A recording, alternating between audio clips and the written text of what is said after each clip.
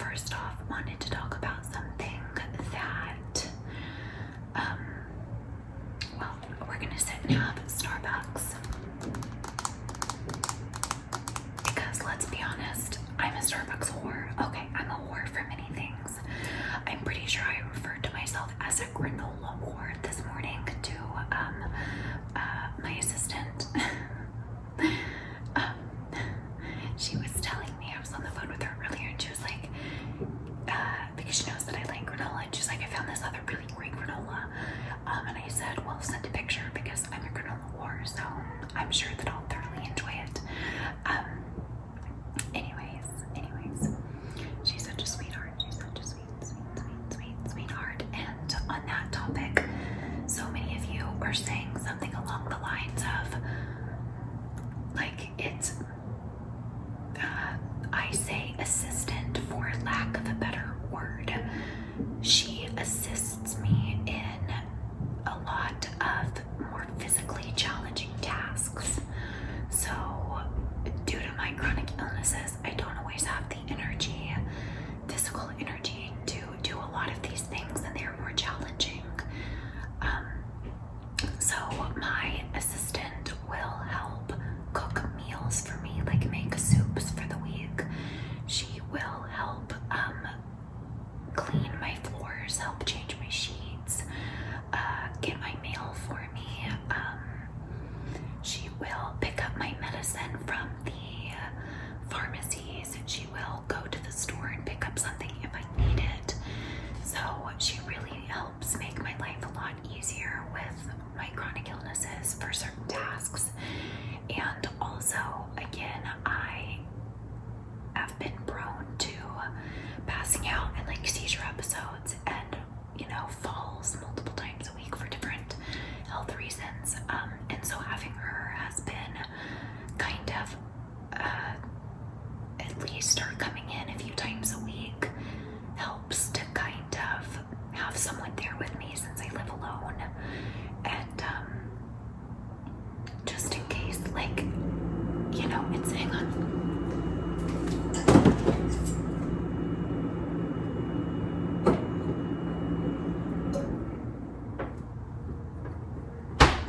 So I was turning off my fridge for a moment. By the way, many of you have been talking about background noise and me getting sound barriers, and I am trying to find things for sound. I live right off of a freeway, and so there's really not much I can do to help the BART station noises, the car noises, things like that. So I'm trying my best. The static, almost air conditioning noises, I don't film with my air conditioner on or heater. I turn that off. I turn off my fridge now. So I think it has to do with my mics, and I've already bought new mics, new ring lights, new backdrop to really help.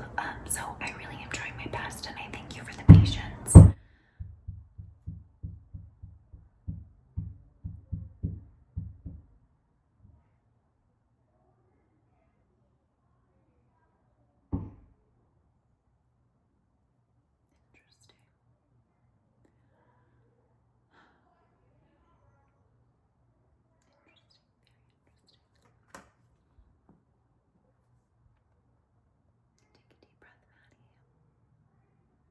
Okay, so anywho's, speaking of sound, my neighbors started banging on the floor. Only God knows why at this point. One of them better be on Dateline in a week. That better be the reason that I was hearing really loud noises. Sorry, not funny. Bad joke, sorry. I'm sorry. I'm sorry. I realize this is the thing. I just take it too far. I always have to take it a step too far. So, I apologize for saying that. The only reason that noise should be acceptable that I'll take is if they end up on Dateline for, anyways, sorry, bad joke. I'll stop while I'm ahead before I get canceled. God knows my mouth is gonna get me in trouble one of these days for some awful joke that I make.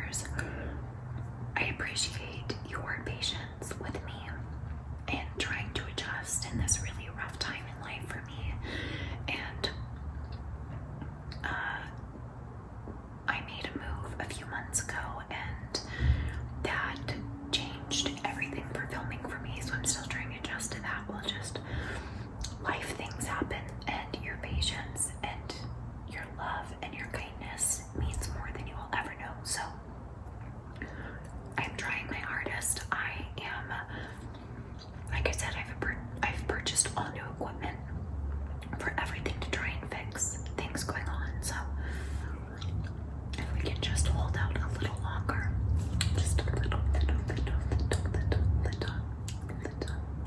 longer. So anyway, that's why I have an assistant, really for safety. Not that I could ever time when I'm gonna have a seizure or pass out or have a nasty fall, like whatever the case may be. It's not like I can schedule it on the days that my assistant comes, right? But at least having someone come in a few times a week, knowing, it's just some form of comfort, not just for me, but for my family, for my doctors. So anyways, that is what my assistant helps me with. She will literally help me with anything and everything. She's amazing and just such an amazing person, and she's really helped my life. So like the time that I would put energy into having to do one of the things that she helps me with, I can then take that and see, like even that vibration that was upstairs, that's my neighbors. That sounded like it was a phone in my house. It's not, it's the upstairs neighbors. I'm really sorry. So anyways, that energy that might be put out into one of those tasks, I can now put that towards filming and editing and working and doing things to live life better, and not just constantly only have the energy to take care of what I have to take care of, but maybe a little more past that makes me, feel like I might be a slight bit more of a normal, almost 22-year-old, right? So anyways, I am very privileged and blessed to be able to have help come in. Not everyone has that ability to have someone help them.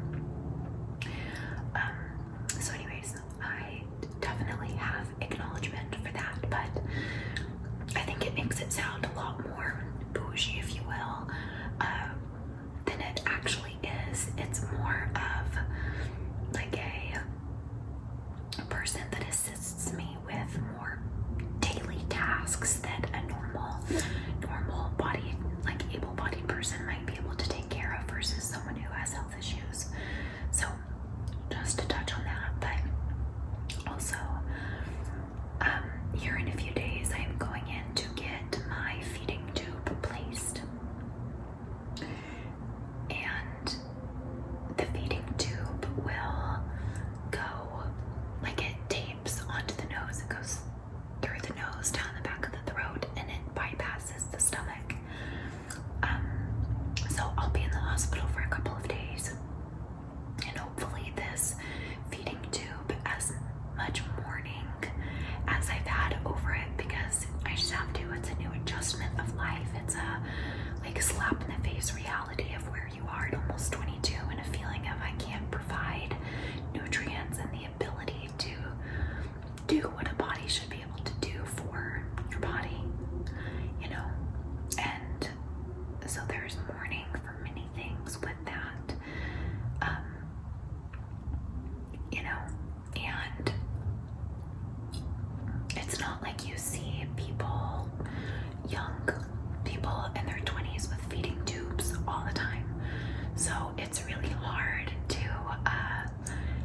find people who understand or that might feel that feeling of having something taped to your face every day, all day, in your early 20s, and you're already trying to manage to try and be normal and not have people stare at you. I already get stared at for my board, which it's not accessed right now, just because I'm going into the hospital in a couple days and they'll want to re-access it themselves anyway, so there's no point for me to do it at this moment in time. But and also, not to mention, like, trying to date. Dating is just challenging again for anyone, for most people, and whether you have health issues or not, but specifically with health issues, it doesn't make it any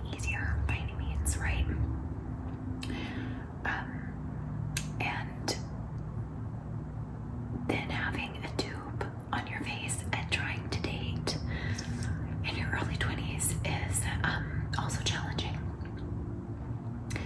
And it's a physical change that I just have to take, and I don't really have another option for.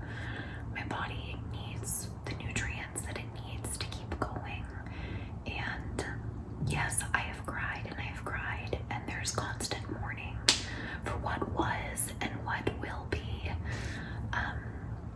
And just new adjustments, right? And I feel, I mean, it's okay to acknowledge that, and I think we have to feel what we need to feel. But when very few times in years since I've had my board, like I have a bandage on my chest all the damn time, a needle, a tube sticking out, like I don't let that stop me, ever. I don't question my beauty or my worth, ever. And the fact that this time around, with now getting a feeding tube, that I have ever fucking questioned my beauty or worth, because I'll have a tube on my face that's, yes, very, you can't miss it. Yeah, people are gonna stare constantly. You guys, you know, like imagine how many people think about it like this. How many people in the comments do you see talk about the bandage, even if you can just see a tiny, tiny bit of my bandage, my dressing? How many people talk about that in the comments? It's at least a fourth of the comments. How many people talk about my black hair? It's over half of the comments. And I just have to prepare myself that there will be constant conversation over the tube on my face. And my fear is that I won't be seen for my creativity anymore. My fear is that I will only be looked at the tube and the port, and no one's going to. I feel like some people won't want to watch me anymore because it's going to be too distracting. I can already hear the comments now. Or it's just going to be lots of pity, and I never want anyone's pity.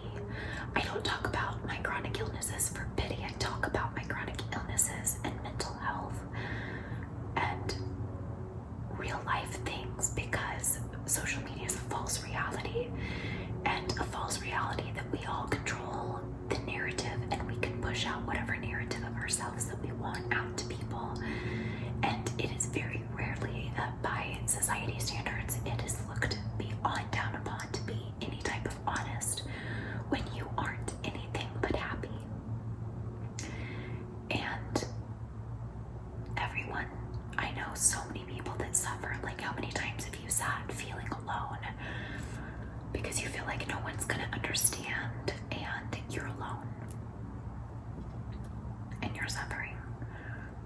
That's why I created this channel over 4 years ago, and it's why I try and talk about my illnesses open and honestly. So in the hopes that there's one other person that has my illnesses, or who has ever suffered with isolation, depression, anxiety, OCD, again, any of the plethora of physical conditions that I have, that they might for a moment feel that they are not alone, and that someone gets it. Because I've been at that dangerous point at many of times where I felt no one understood, and it took me to very dark places. And that's when I laid down watching Lily Whispers one day, and she changed my life in that moment. It was like an aha moment of, I can help someone, potentially help someone not feel the way that I feel right now, and that is to never feel alone, or not feel alone, even if it's for just a moment out of your day. And my gratitude for Lily and every other ASMR artist. There's so many, too many to name, but specifically Lily, in that moment, she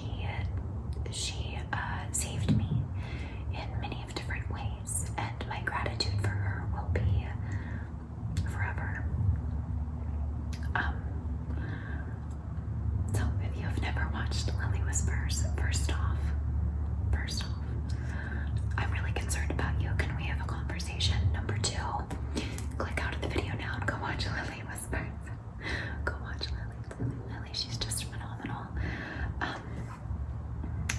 lovely in many, many different ways, inside and out. So, point being with all of this is I just mean to say that I don't talk about it for pity. And that's what's so unfortunate, is that the moment you start being honest and talk about real life things, people think it's attention seeking, whatever, or that you're being negative because you're talking about your everyday chronic illnesses, and that's not negative, that's my reality.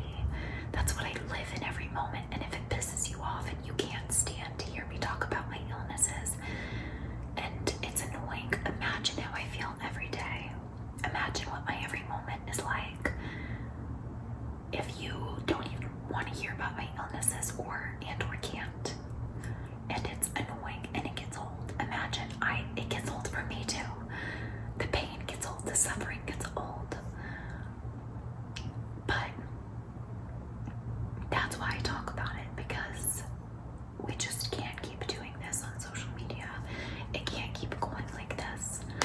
It derails people's mental health in ways that are many of times, unfortunately, irreversible. And I choose to not take part of that any longer. I don't want to play into that false reality. I don't want to play into it. So I think if I'm going to play a role in social media, I want it to be ethical. And the point being with all of this, talking about it, is I was talking about how I felt insecure about getting my feeding tube and questioning my beauty, and if someone will ever find me physically attractive again, which is really sad. If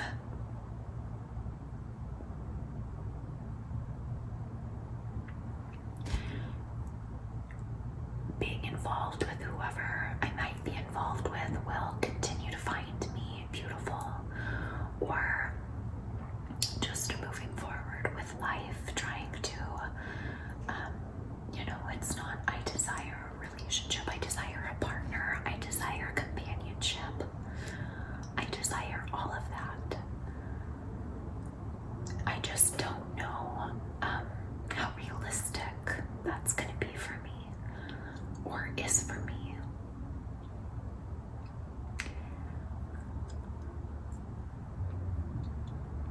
Because people just don't. It's not even about, I don't expect anyone to get it. But for someone to be able to look past, like, first of all, just these physical additions, and then to deal with the, things that happen because of it, or just the illness in itself. Just not everyone can handle it, or wants to be a part of it, or tangled into it. And it's challenging, and it's hard. And it makes you question if you'll ever be with someone that could accept your illnesses and all that you come with. So let me say, I don't regret talking about how insecure getting this feeding tube, or my weight loss, or all these physical changes that my body goes through due to my health issues that are out of my control. I don't regret talking about them and being honest about insecurities, because we all have them at some point in time. So it's always an uphill, downhill battle, right? But I haven't never, minus again maybe a few times, ever questioned if I was a bad bitch or not because of my port. Again, sorry, the vibrations coming from upstairs, ridiculous. So the fact that I have sat for days at a time crying, and again, this is not just, I don't mean to be shallow or what's the word? Sorry, brain bug. I can't think of the word that I'm trying to use. I'm not just worried about the tube because of the appearances. We're just talking about being a normal, trying to feel like a normal, young adult in your 20s, and not to be stared at, and not to be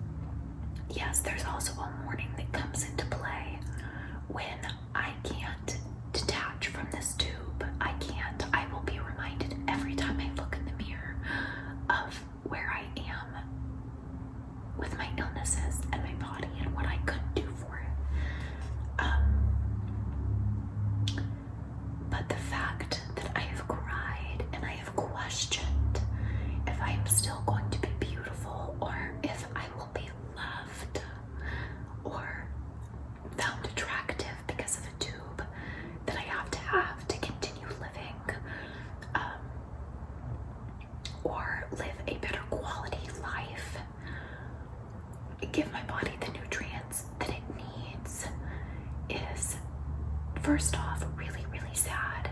Really, really sad.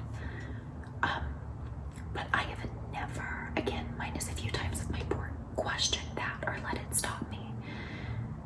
This is still going to be, and I've cried, I'm like, it's supposed to be a fucking hot girl summer. You know what it's about to be? It's about to be a hot girl to be summer. That's what it's about to be.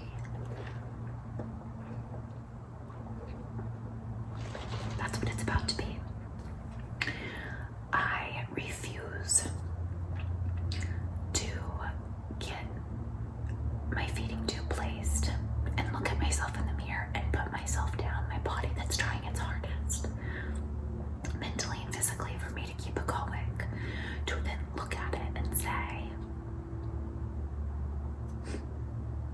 you're not beautiful, and who would find you attractive, and tell myself that I can't be loved, that no one would want to love me or admire me or be in a relationship with me. That's not acceptable to me. My body and mind does not deserve that.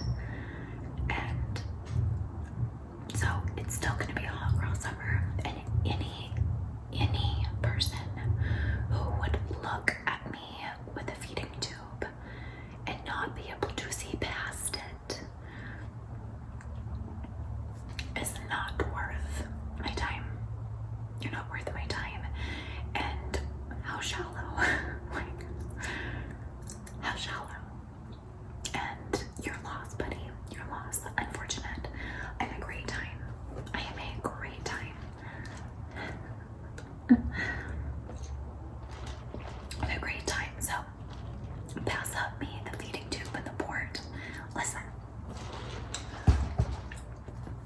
I'm gonna be able to shoot tequila down my feeding tube and vodka through my board, and it's gonna be wonderful. I'm gonna have such a good time. No, I'm not actually gonna do that. It was a joke.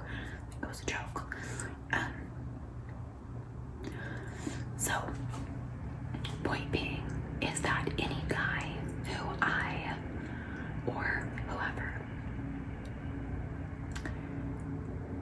feel that might have found me attractive but then doesn't maybe want to be involved with me, or whatever the case might be, once this feeding tube is placed, first off, douchebag jar, douchebag jar, douchebag jar, douchebag jar. I mean, I guess I have to respect honesty, that if you can't take it and gotta bounce, whatever, deuces.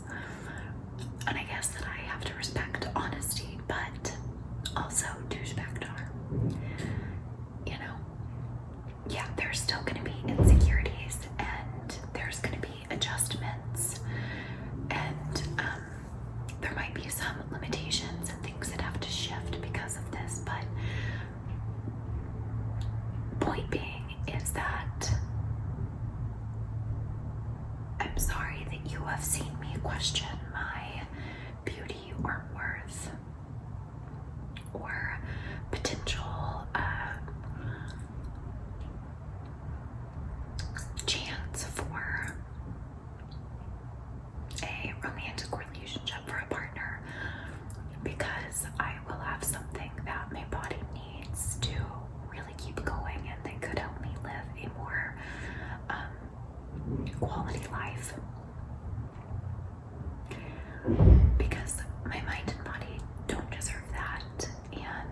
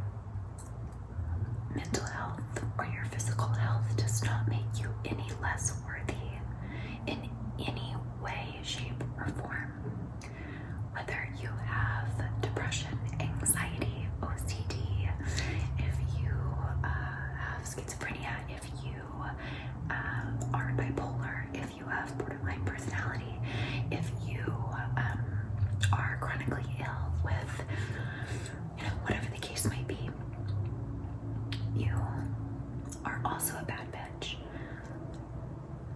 And don't ever forget it. You are worthy of love and companionship. And anyone who doesn't see that and can't handle what might come along with you and your challenges, number one, babe, they're not the right person, and deuces. But number two, you weren't with the right person. You just weren't. And I need to remind myself of that too. And I don't think that I won't ever find, a romantic relationship again. I just think it's gonna make it more challenging. And I think it's gonna take a special person, unfortunately, which is sad to say, to find a special person who's gonna put up with whatever. It was really sad when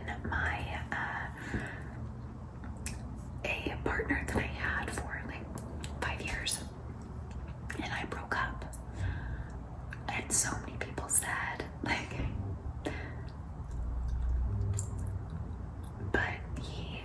but he stayed with you, but he was there through your health, and it's just like, what? Round of applause. Like, I get that there's a lot you take on a role as like a caretaker a lot of times, especially when you're in a long-term relationship with someone who has health issues, but that makes that person a saint. What? No. If you care about someone and you want to be with them, that's kind of just what you do. And the fact that I was expected by so many people to stay just because he put up with my physical health is absurd and really, really gross to say. And it's like, what do you think of me? If you, like, the one person that I was with, gotta cling to, gotta hold on to like a fucking cat, claws in the back because they stayed with me because I have a chronic illness. Like, insert the meme of Natalie Portman here. I mean, seriously. So I do think it'll take a special person. And that's where a lot of insecurity has stemmed from. But I have never let my board stop me from feeling beautiful. And the fact that I was questioning that with a feeding tube is just unacceptable to me, and I won't tolerate it from myself from here on out.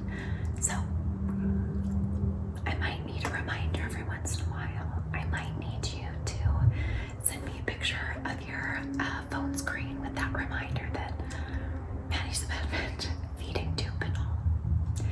I might need that. So here's your reminder. And please don't forget it. You're always worthy no matter what. And your health does not take away from that. It just doesn't. So I just wanted to say that, and I need to get off because my neighbors are being them, their lovely selves. And I don't want there to be too much background noise for you. But I did want to say that before I go in and get my feeding tube placed. And I am preparing myself for it to be the main attraction and for so many people to talk about it in my videos. I just hope that it doesn't stop people from watching me because I don't know. That's also my fear. Is that no one will see my creativity anymore, or me, that they'll be more focused on that than anything. So anyways, I'm gonna pop another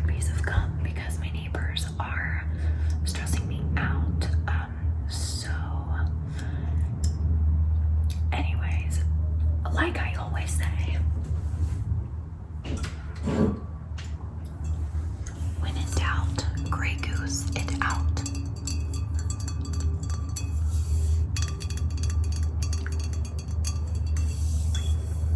When in doubt, Grey Goose it out. No, as you can see, that bottle's not even open. I will socially drink. I don't drink by myself. And I'm by myself 90% of the time, 95% of the time. So every once in a while we'll drink. So socially, but not by myself. Not by myself. Not by myself. Not by myself. Although again, my neighbors are really making a great push for me to open the bottle now. And now that it's near me, I feel like I'm not going to.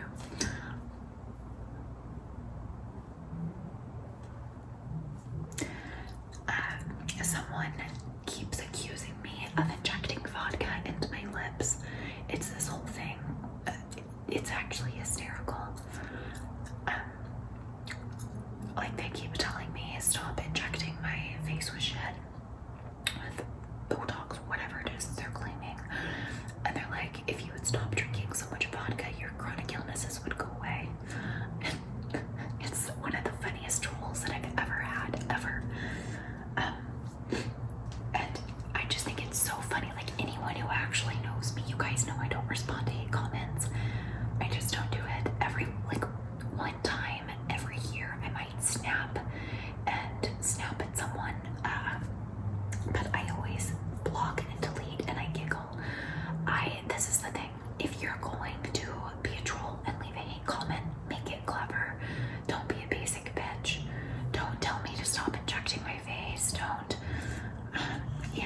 come up with something clever. If it's clever enough, I will laugh. I will screenshot it. I will send it out in a group text to my family.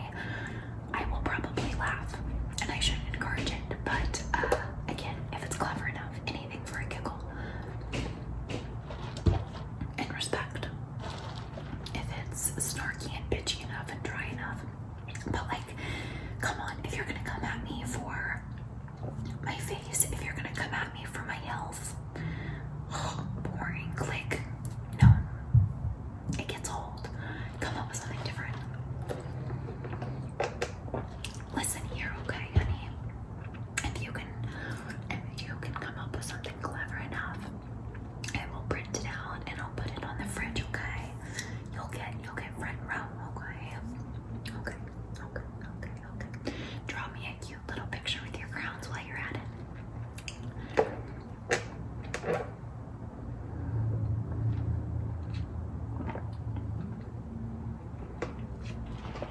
So, anyways, by the way, if you're curious what I'm drinking a venti strawberry acai lemonade refresher, and then I get 2 pumps of raspberry syrup. So again, a venti strawberry acai lemonade refresher with 2 pumps of raspberry syrup, and trust me, just do it. And then, oh my god, this was so delicious. It was such a good idea of mine. My sister and I had girls' night, a few months ago. And I put a shot or so of that in with this.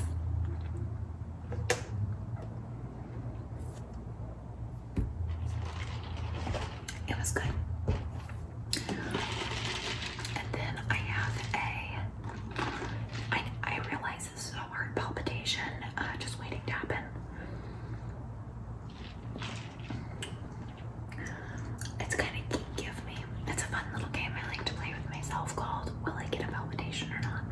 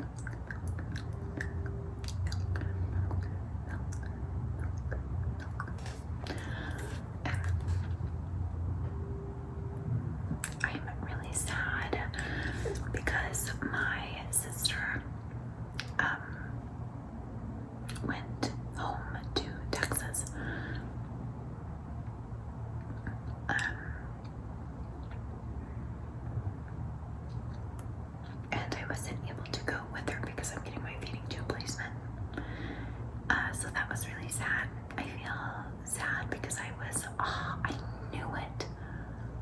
Outside it smells like smoke really bad.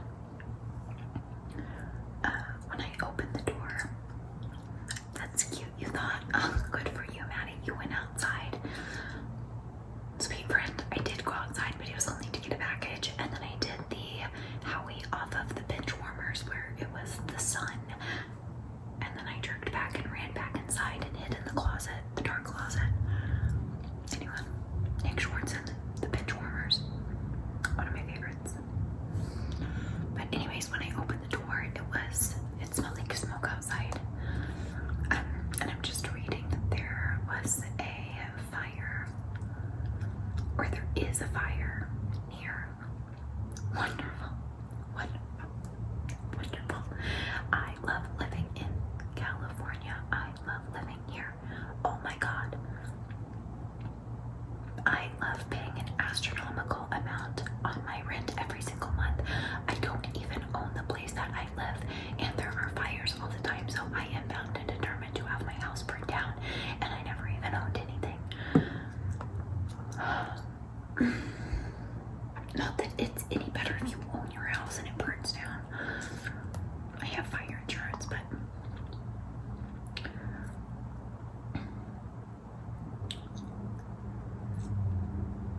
it's just to say that I love California so much. I love it. I would never ever go back to West Texas, never in a million years, for a plethora of reasons. First off, Trumpville, no thank you. That orange thing, no thank you. We shall not speak its name. It's kind of like a Beetlejuice situation. So we don't talk about the orange thing, but yeah, I would never go back to West Texas. Maybe I could go to Dallas, Houston, Austin, maybe. But then again, I just kind of look at like the way that the pandemic, for example, was handled, and the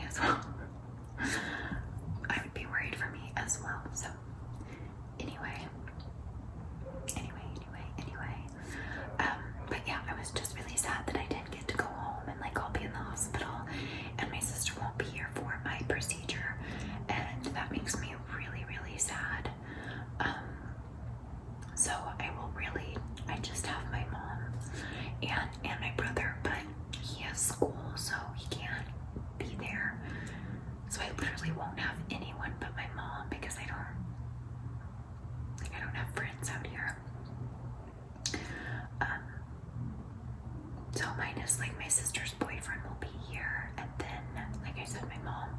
But those are the only people really that I have in my life to even come and visit or make sure that things are okay, and that's really sad to me. The hospital's really triggering of a lot of trauma medically and just other private things in my life. So the hospital's really triggering, brings up a lot of medical trauma for me. So I'm dealing with that, a lot of anxiety around it, and just a lack of support during this time. This time. It will be like my first procedure, like medical procedure where I'll be under anesthesia and such, and have a hospital stay where I haven't been in a long-term relationship. And so I was so used to having like support in that way, and this is my first time being in the hospital again, having a medical procedure and going through these things and not having a partner. And that's hard, to not have support, or, you know, someone just to hug you and say it's gonna be okay, because I really could use that. I could use a big hug and someone just to say it's okay and maybe lay with me in bed. That would be nice. But it is what it is. So because of COVID, my mom can't stay up at the hospital like through the night, which is fine because I wouldn't want her to anyway. She lives out of town, so I would have her, she'll come and stay in my apartment while I'm gone. Like at night, she'll stay here, I think, or she'll go back home. I think she'll probably just drive back home. I don't know if she'll stay in my apartment. So, anyways, she can stay through the day. I can only have one visitor at a time, but I'll only have my mom. I don't have anyone else to visit. So, because of COVID, because I live alone, I can only have one visitor at a time. But if I lived with other people, then I could have 2 visitors at a time. It's very odd. And I have to go get a COVID test before I can do my 2 placement. So, in a few days, I have to go get a COVID test. I had to do a bunch of labs yesterday to go and get done before I got my 2 placement. And then I have urine samples and such that I have to give. So day before my procedure, I have to run those up to the lab because they're closed on the weekend. So I have to run that up to the lab, or like that's something, a task. Here's an example, like my assistant will do that. Oh, and by the way, super exciting, I am getting a P.O. box for you guys. Okay, now I'm really gonna go because my neighbor's playing guitar, and we won't even talk about the whole Carlos Santana talking, and then this guy even dares pick up a fucking guitar, and he told me to turn down Mr. Carlos Santana.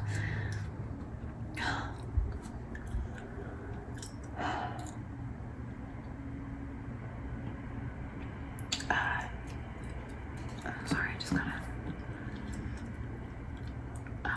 My brother, he just sent me a request for money. He said, "Please, man," were his exact words. "Please, man, you ask me to turn down Smooth? No effing way. No way. No way." Well, it's the same as the emotions that I get from you. You got that kind of love that can be so smooth. Yeah, give me you, make it real, or else forget about it.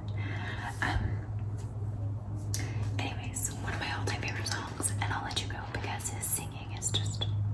Okay, gotta go. I love you. No.